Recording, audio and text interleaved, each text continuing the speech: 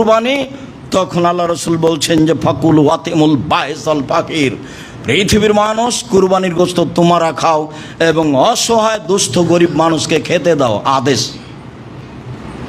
কুরবানি নেকির কাজ, আদেশ পালন করতে হবে, নিজে খেতে হবে এবং ফকির মিসকিন অসুস্থ মানুষকে অসহায় মানুষকে খাওয়াতে হবে।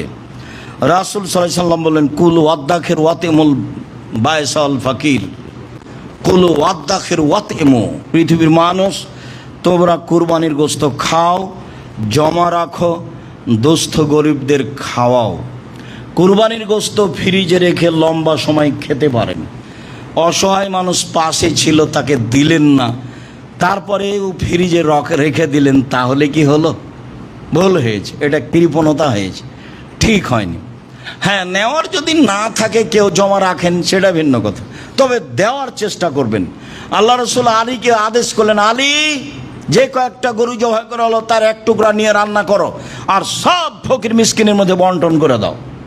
বেশি করে করেন, ফকির মিসকিনের মধ্যে বন্টন করে দিবেন।